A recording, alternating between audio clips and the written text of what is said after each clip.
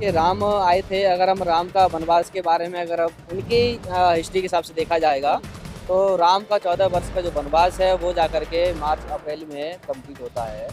तो आप मुझे बताएं कि नवंबर या अक्टूबर में दीपावली कैसे संभव है? दीपदान महोत्सव जो है ये बुद्ध काल में जवान बुद्ध पहली बार कपिलवस्तु गए थे ज्ञान प्राप्ति के बाद। वहाँ पर लोगों ने दीप जला करके बुद्ध का स्वागत किया था, संघ का स्वागत किया था और खुशियों से पूरा कपिलवस्तु जब वो खुशियाँ मनाई थी। सम्राट अशोक ने 84,000 धम्म स्कंद बनवाए। धम्म स्कंद होते हैं बुद्ध के उपदेश, 84,000 बुद्ध ने जो उपदेश किए थे, तो उन्हीं 84,000 उपदेशों पे अशोक ने जगह जगह अशोक के शिलालेख और स्तंभ, स्तूप, पैगोडा वगैरह बनवाए थे। अशोक ने सबको आदेश किया था कि नियर बाई आपकी जो भी स्तंभ, क्या नाम है, विहार या पैगोडा या स्तूप वगैरह कोई भी है, वहाँ आप जाकर के दीप जलाएं। तो वहाँ से ये शुरुआत हुआ था दीपदान। हिंदू धर्म के यहाँ पे जो शंकराचार्य आए हैं उन लोगों ने कि इसको जो बौद्ध की संस्कृति को खत्म करके अपनी संस्कृति को वहाँ पर लागू किया जाए।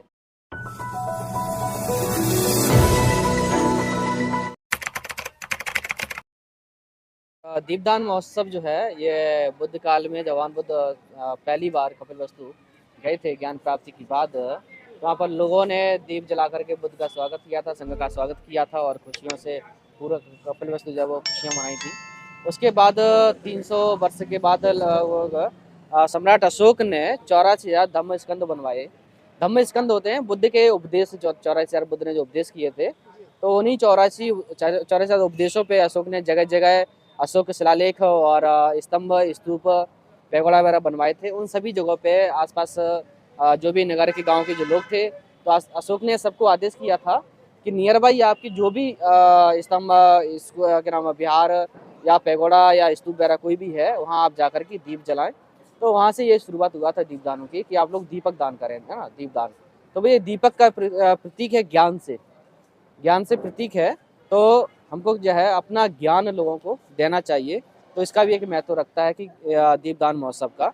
तो उस समय से शुरुआत हुई अशोक काल से एक समाज में कि पूरे जहाँ तक अशोक का शासन काल था, इधर हम जाएंगे अगर ईस्ट में देखेंगे तो थाईलैंड तक अशोक का शासन रहा है। आज भी थाईलैंड में बहुत बड़ा विशाल एक स्तूपा बना हुआ है जो अशोक के दो शिष्य कह सकते हैं या फिर दो लोग गए थे जिन्होंने थाईलैंड में स्तूप बनवाया था, उत्तर और सोनिक। वो आज बहुत बड़ा स्तूपा जो है थाईलैंड में बना हुआ है। चाइना में भी स्तूपा अशोक के निकले हैं। उसके बाद काबुल तक हम जाते हैं तो काबुल से आगे आगे भी जो है अशोक के शिलालेख और स्तूप वगैरह हमको मिलते हैं और बुद्ध की मूर्ति वगैरह मिलती हैं। तो वहाँ तक जो है लोगों ने, और इधर साउथ तक पूरा जो है, यहाँ तक कि श्रीलंका में भी उस समय जो है लोगों ने दीपक जला करके उस दिन को, पर्व को मनाया था। तो ये वहीं से शुरुआत हुई और आज भी इसको मनाया जा रहा है। बाकी और दूसरे धर्मावलंबी जो हैं और अपनी कहानियां लेकर के दूसरे उसे मनाते हैं, लेकिन ये बौद्ध का प्रतीक है और बौद्ध धर्म का सबसे बड़ा प्रतीक है, सबसे बड़ा त्योहार है। मंत्री जी, कहा जाता है कि आपके धर्म में यानी कि बुद्ध धर्म में दिवाली नहीं मनाई जाती, लेकिन आप लोग दिवाली मनाना चाहते हैं, इसीलिए अब आप लोगों ने दीप ज्ञानोत्सव की शुरुआत कर दी। ये कितना सही है, ये जो तथ्य दिया जाता है? नहीं, ऐसा तो नहीं है। हाँ। ये पहले से था, लेकिन लोगों को उसकी जानकारी नहीं थी, लोग उसको जानते नहीं थे, इंडिया में नहीं मना रहे थे, लेकिन इंडिया से बाहर इस चीज़ को मनाया जाता था। आप Sri Lanka, Thailand, Burma, Laos, Cambodia वगैरह कहीं भी अदर कंट्री आप जाइएगा तो आप इस दिन को आप लोग उसको धूमधाम से मनाते हैं, क्योंकि वो अशोक से शुरुआत हुआ था वहाँ से, तो उसको आज भी उसको मना रहे हैं। इंडिया में नहीं था, बस इतना फ़र्क है कि इंडिया में वो चीज़ नहीं थी, लेकिन अब लोगों को जानकारी मिल रही है उसके बारे में, लोग जान रहे हैं, अपने इतिहास को जान रहे हैं लोग, तो उसको लोग मनाना शुरू कर रहे हैं। मंत्री जी, आज के दिन को दिवाली के रूप में भी मनाया जाता है और कहा जाता है कि श्री राम की वापसी हुई थी, तभी अयोध्या नगरी में जो है दिए जलाए गए थे। ये तथ्य कितना सही है, क्योंकि अभी अभी आपने इतिहास बताया दीप ज्ञानोत्सव का। देखिए राम आए थे। अगर हम राम का वनवास के बारे में अगर अब उनकी हिस्ट्री के हिसाब से देखा जाएगा, तो राम का 14 वर्ष का जो वनवास है वो जाकर के मार्च अप्रैल में कंप्लीट होता है। तो आप मुझे बताएं कि नवंबर या अक्टूबर में दीपावली कैसे संभव है? और उनका जो वनवास का जो पूरा जो 14 वर्ष होता है वो मार्च अप्रैल के महीने में आकर के कंप्लीट होता है, और वो समय वो वापस अयोध्या आए थे।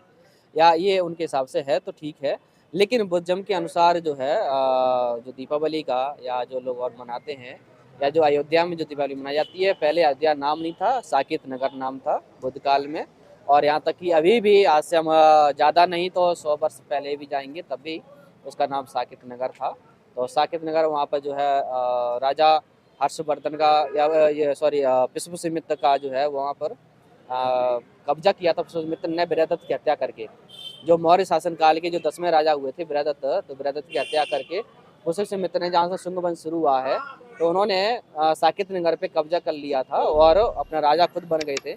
और जो साकेत जो नगर है उसको उन्होंने जो है लोगों को जो भिक्षु जो रहते थे उनके वहाँ पर हत्याएं करवाई थी।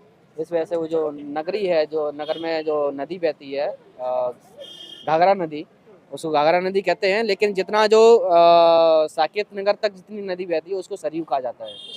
वो सरयू इसलिए नाम उसका रखा गया, सरयों से युक्त, यानी वो भिक्षुओं के सर कटवा करके नदी में फेंक देते थे और वो नदी सरों से युक्त थी, भरी हुई थी, इसलिए वो सरों से युक्त नदी सरयू कहा गया है इसको।